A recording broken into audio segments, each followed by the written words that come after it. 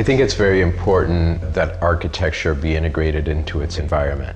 And that often requires that the architecture, the interiors, and the landscape be developed in a very harmonious way. What we want to create is environments that enhance people's lives. So the question then becomes, how do you go about doing that? When I approach any project, I am interested in doing something that people are going to really love, really connect with. I think there's different ways of doing that. You can think of spaces and you can think about their proportions, their limits, and how you define their limits. You can affect the way the person experiences the architecture. This film is about a building called Glass. In some ways, it doesn't need a voiceover because by the time it's finished, these 10 custom-built homes that merge seamlessly into the Miami skyline will speak for themselves. What Glass offers that is unique to other developments is that there's one unit of floor. So each unit has 360-degree views. And also the attention to detail and the quality of the finishes that this building has is really like no other. It also resides in a location like no other, south of 5th. In the early 20s, Hardee's Casino made the area, along with Miami Beach itself, synonymous with fashion and leisure. The spirit of progress and optimism of what became the historic Art Deco district is now the bedrock and backdrop of Glass.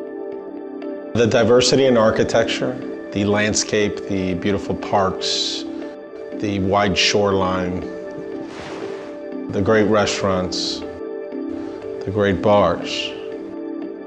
This South of 5th neighborhood is the perfect neighborhood for a project like Glass. David Martin commissioned Rene after his company, Terra Group, took over a halted construction site at 120 Ocean Drive. Assembling a team of world-class designers, planners, and engineers, the team set about breathing new life, not just into the project, but into Miami itself. What I saw was a city that wants to do the best it can, and we wanted to do the right thing.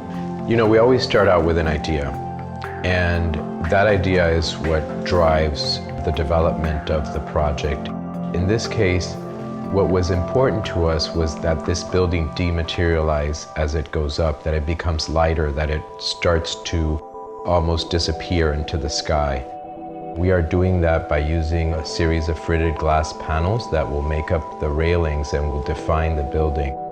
Rene is an architect who's very interested in landscape, and I'm a landscape architect who's very interested in architecture. We have very similar design sensibilities as far as what we like, as far as materials.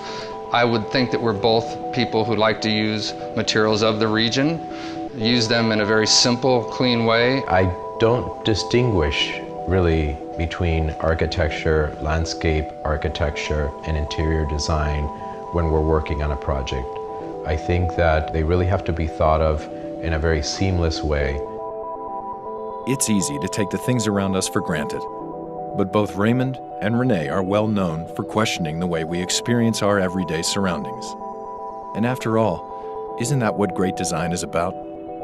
Our intention was to create something that had minimum hardscape, maximum plant material, and a real human scale. The whole building is really a glass building. It's made up of sliding glass panels. And that makes it interesting because I think that the building starts to become almost a barometer of the environment. All of this is very subtle. I'm really interested in creating a place that is open and that is limitless and that is very light. And I think that's what creates a very special situation here.